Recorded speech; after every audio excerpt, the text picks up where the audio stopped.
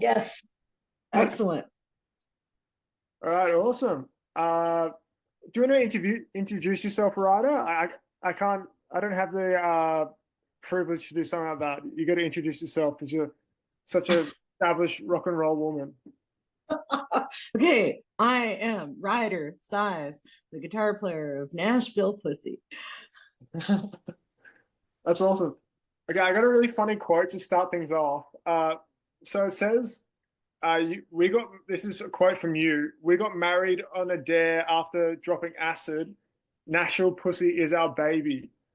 So based on that, like how did your band begin? Oh my God. Uh, I think we began out of desperation and boredom living in Nashville. And I've been playing guitar most of my life. And Blaine played for a fantastic band called 9 Pound Hammer. And 9 Pound Hammer had just broken up. And all the bands that we went to go see playing in Nashville were fucking boring.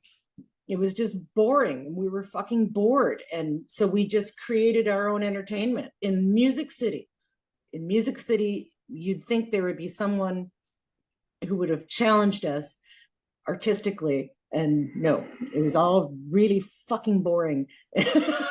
So we created Nashville Pussy because we were fucking desperate to entertain ourselves, and we still are. That's why we still continue. Yeah, it's amazing. Like, so what type of bands were around it then? Like, can you think of any that were like that you were God. jamming like around? Bands that are huge now, but they just, it's the weird thing about Nashville is that people are really talented, incredibly talented musicians, but not a lot of them had stage presence. They were Oh, really yeah. good in the studio, and they were really good with their amplifiers. They were really good at dialing in their sounds, but they would stand there and it was like the shoegazing thing. Like they would just stare at their fucking shoes, and there was no show. And so we wanted, I wanted the shit that I grew up on. I wanted Kiss and Jimi Hendrix. I wanted someone rolling around the ground. I wanted Iggy Pop. I want to see that kind of shit. I want to see stuff that scares me a little bit. Like it was just everything was so safe that I was bored. I was bored. And I was really just let down by everything I saw live. And I didn't honestly even know what I would be like once I hit the stage. And the first time I ever played, I thought I was going to have a heart attack. I was so scared. And I don't think I moved. And the second time I played, I dove straight into the audience with my guitar. I just fucking flew into the audience with my guitar, let him carry me around. And I was like, oh That's yeah, amazing. it's on. Do you remember the specific venue and the specific year the first time you Oh, played? the year, I don't know when it was, probably 97, I guess, 96, 97 when we started. But we were in, the very first show was in Athens, Georgia. Was it in Athens? It was in Athens where I think it looked like I was nailed to the floor. Like I was so petrified to get everything right, to play everything properly. And I was wearing, I think I was kind of modeling myself a little bit after the Cramps at that point. And I was wearing like little leopard skin shorts. And I don't think there's a video of it and I've never watched it because I don't want to see that. I Yeah. totally see that. But I remember sitting outside the club before going on stage and thinking that my heart was going to leap out of my chest. It was beating so hard. And as soon as we started playing, I was just so relieved. Everything sounded great and the audience was fantastic. And I mean, we probably played to 20 people. And I remember the guy giving us all we got $100 for the very first show, which meant we all got $20 and we had $20 for gas. And he said, okay, we didn't make this at the door, but you guys are great. And I want you to continue. So here's $100. And we were like, fuck, this is fantastic. We were so happy to all have $20 each. And then the second show was in, what's the name of the town? It was in Chapel Hill, North Carolina. And we played this little tiny club in the basement with a really low ceiling. And I think the stage was maybe a foot off the ground. And this time I dove straight into the audience and let them carry me around. And I didn't even, I officially did not give a shit. Like it was on now. I was no longer fearful, not at all. Yeah, that's incredible. So after like 4 decades, or how long have you been in the band? About 4 decades, roughly? Our baby is, I think our baby is now 20, 29, 28, 29 years old. Yeah.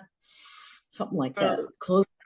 Like in '95, you were inspired by the other bands around you that were boring.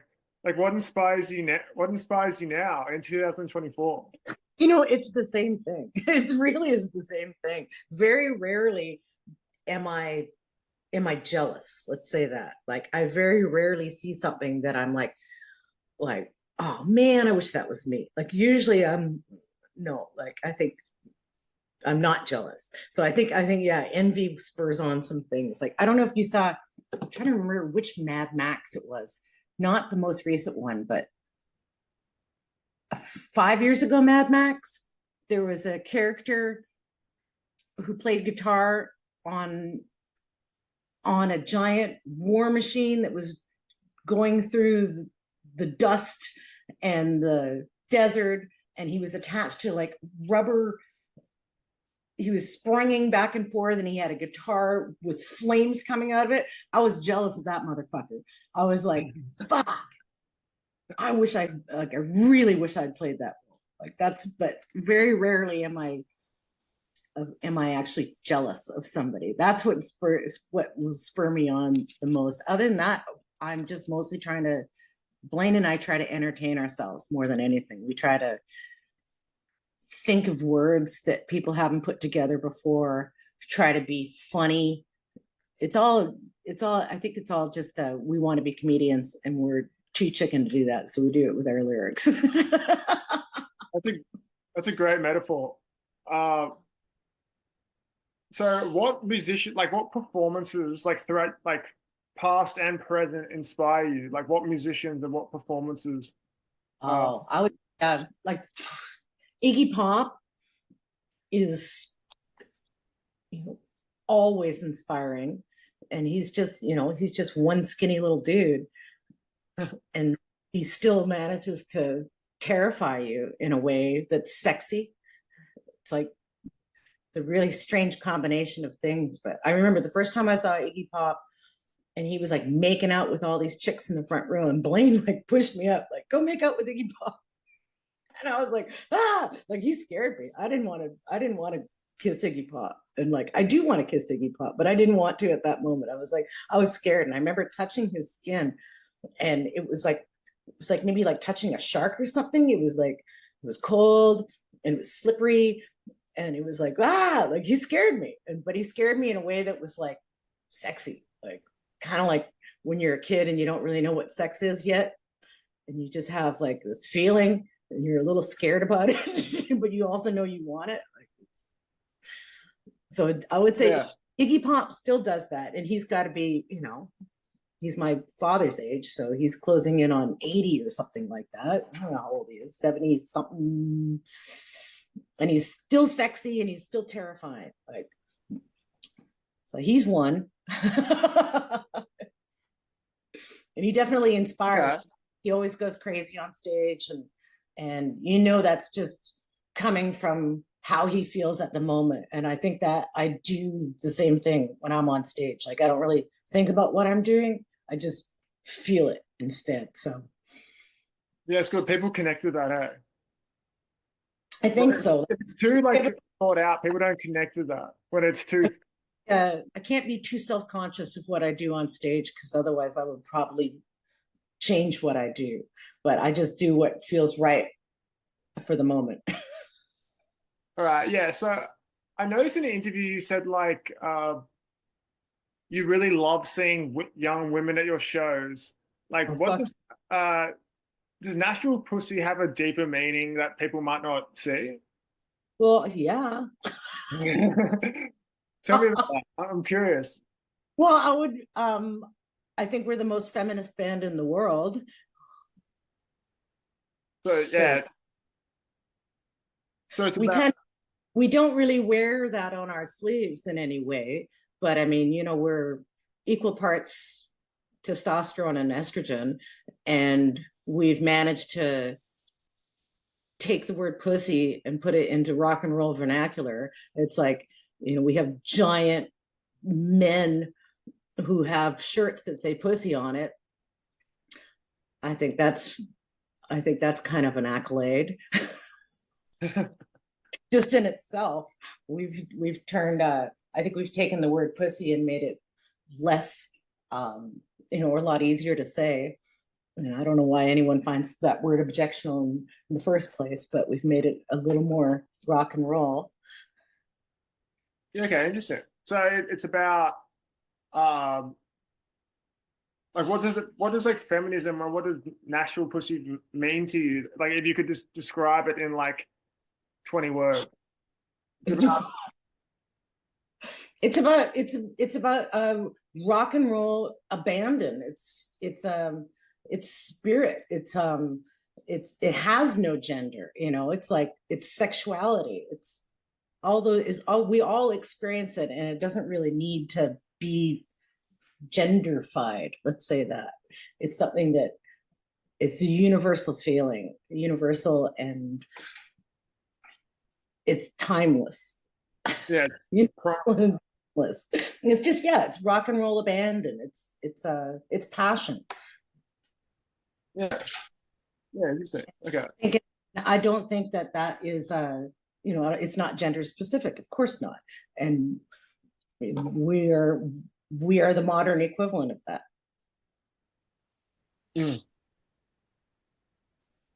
All right, awesome. Okay. So you've released an album recently, 10 Years of Pussy. Was this like an original album, or was this like a compilation album? No, it's a compilation album. It's the 10 years that we were on SPV, which is a German label that took care of us for, I think they did 3 records with us. So it's our 10 years with SPV, but it's a really good retrospective of what we do. And so we added to that album a live show, and it was live in Nottingham at the time, which is Nottingham is kind of famous for this club called Rock City.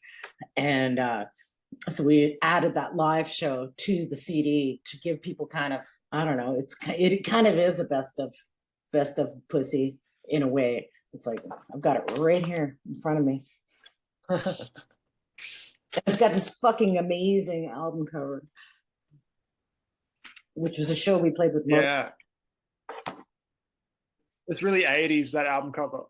Like, yeah, I stole the image from I have a lot of inspiration from Ted Nugent when it comes to guitar bombast and the way he presents himself on stage. Like, I kind of always assumed that I would be running around on stage pretty much shirtless, like most of my heroes, like Ted Nugent, Angus Young, and like just to see Angus up on stage running around in a pair of shorts just seems really comfortable.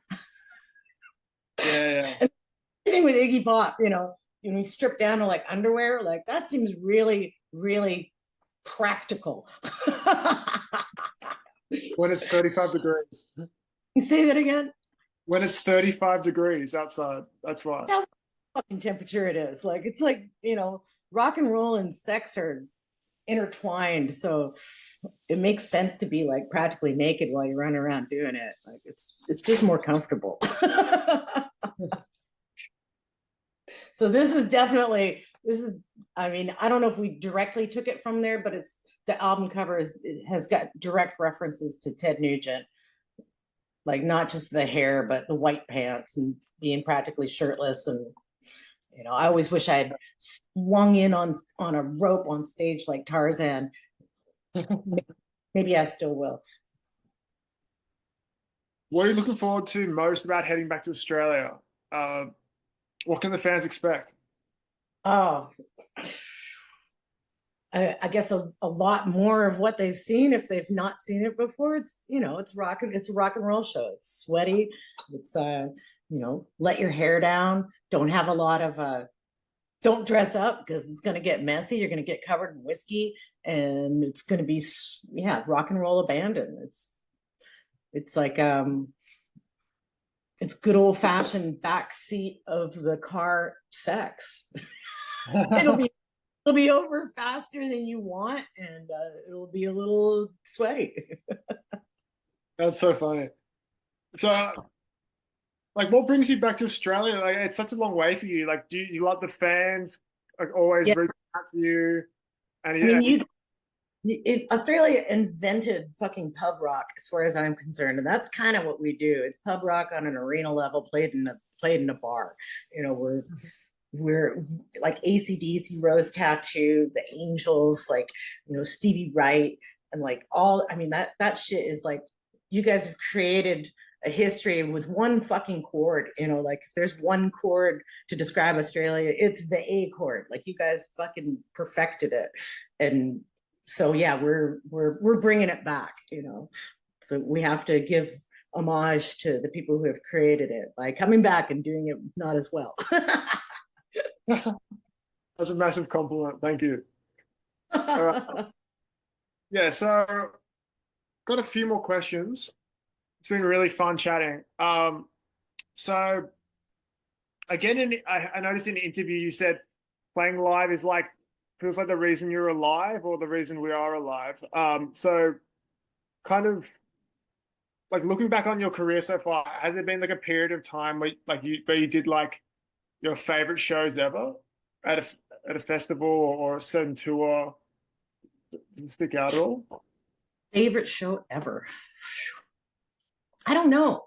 You know, Yeah. there's been so many great shows. We've managed to play with like so many of our heroes that, you know, when you start off, you don't think there would ever be a chance in hell that I'd ever meet this person, or I'd ever be on the same stage as them, or ever be on tour with them. And we've managed to do a lot of that. Like, you know, we played with so many of, you know, we played with Motorhead, we played with ZZ Top, we played with Leonard Skinner, we played with, you know, like we were on TV with Bruce Springsteen. Like, just like how is this possible? So we do live this kind of crazy dream life. It's amazing that music has allowed us to accomplish these impossible tasks. You know, we know Gene Simmons. Like, what the fuck, man? Like, like that's so weird. Like, Wait, you got to remind me who he is. I know the name. Gene Simmons, the bass player for this, you know, like I had, yeah, I mean, I had posters of him on the wall when I was, you know, 12 years old. Like, I, it's just weird that I would wind up sitting around, you know, talking about just boring things with him, or Alice Cooper, or, you know, all these just heroes, like childhood heroes that wind up being, Yeah. having a one-on-one conversation with is just incredible. So I don't know. I mean, I read like Dave Grohl and Lemmy backstage at a festival. Like it's the people you meet, right? yeah, I mean, that's, you know, that's an experience, one of so many. Like me and Dave sat there and listened to the last Motorhead album before it had been released. Like they just got it back from mastering, and we were backstage with Lemmy. It was just us three in there. I think maybe Lemmy's, you know, one of the guys who's like taking care of him, bringing him drinks and stuff like that. And it was just us three sitting there in silence, listening to the entire brand new Motorhead album before anyone has heard it. And all we did was just sit there and kind of smile at each other, like, oh my God, oh, that's so good. And like, without saying any words, we're just like, oh, like another great song. And then it was done, and we were like, that was fucking incredible. And, you know, what an experience. I can't believe that I got to do that, but that's part of this existence that I've created for myself. You know, it's fucking incredible. Yeah, for sure.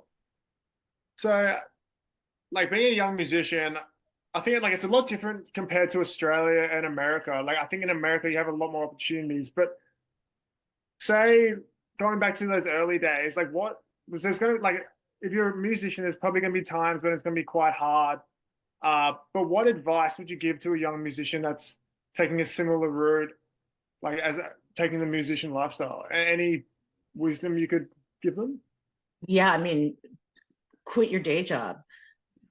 put everything you have into it, and just, you know, it's going to get tough. It's going to be tough, and it will always be worth it. Like, I mean, it's, when I said music is, you know, live music is life or whatever, it really is. It's the lifeblood. Like when you're on stage and you're playing, there's nothing like that.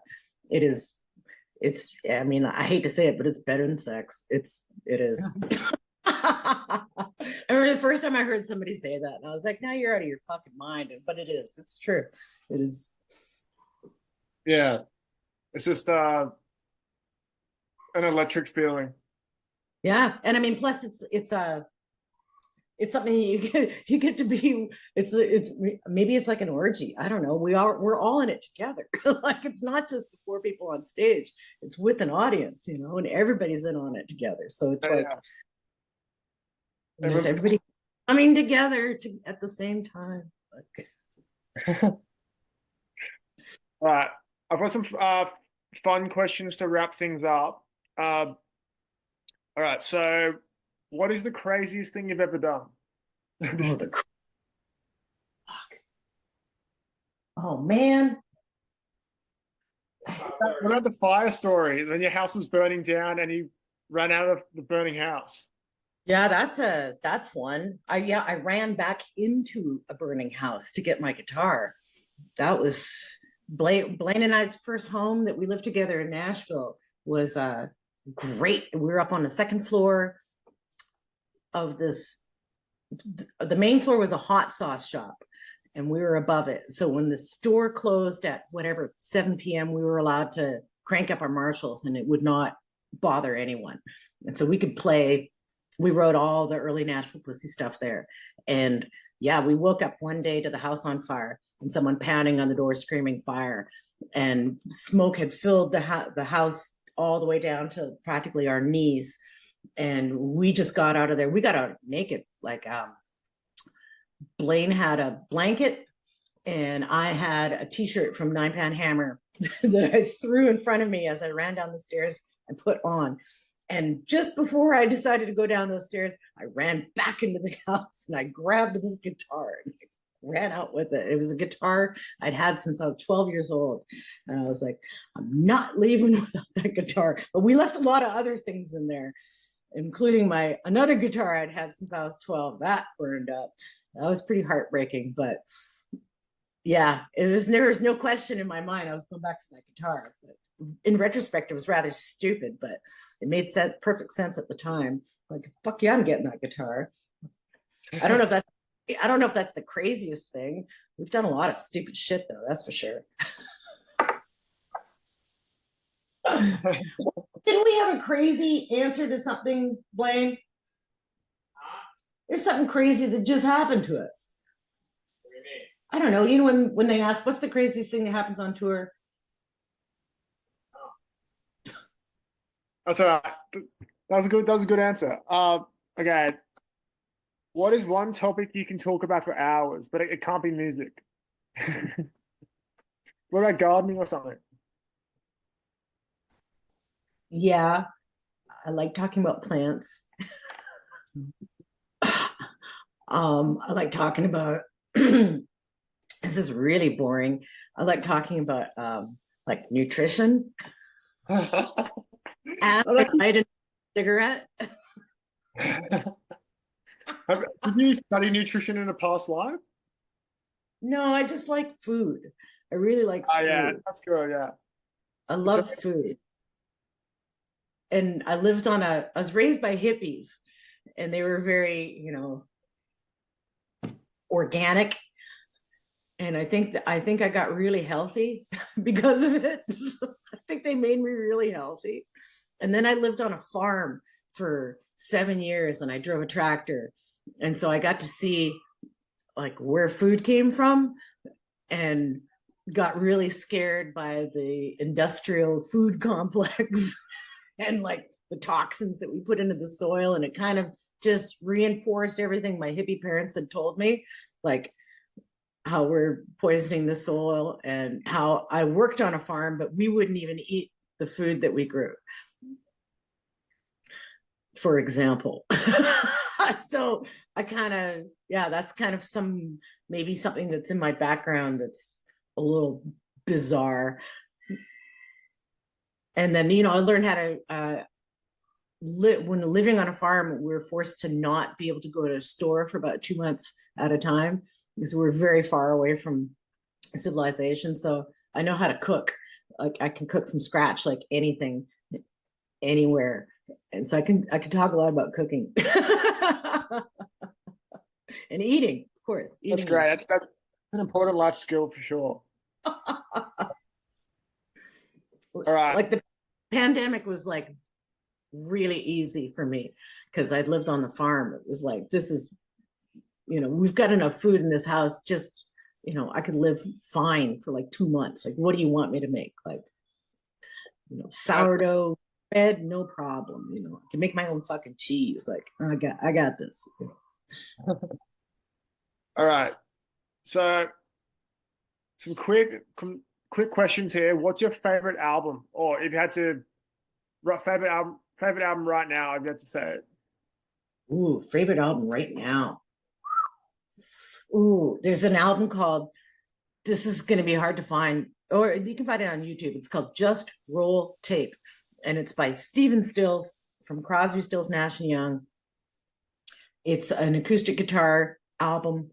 It's a bunch of demos from a lot of songs that you probably recognize being played on classic rock radio, but it's the demos.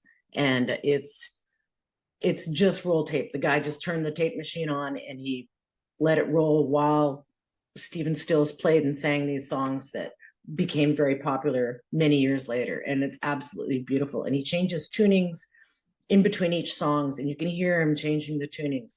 And it kind of reminds me of listening to my dad play guitar. And it's very, makes me feel like a little kid. It's really beautiful. It's not very, it's just an acoustic guitar. So it's very inspiring. Yeah, awesome. I'll check that out.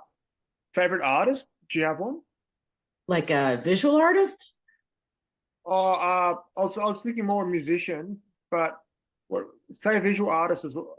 Say a visual artist, something different. Fuck. If you have one. Trying to think of either. I mean, I'm really on a Stephen Stills kick right now.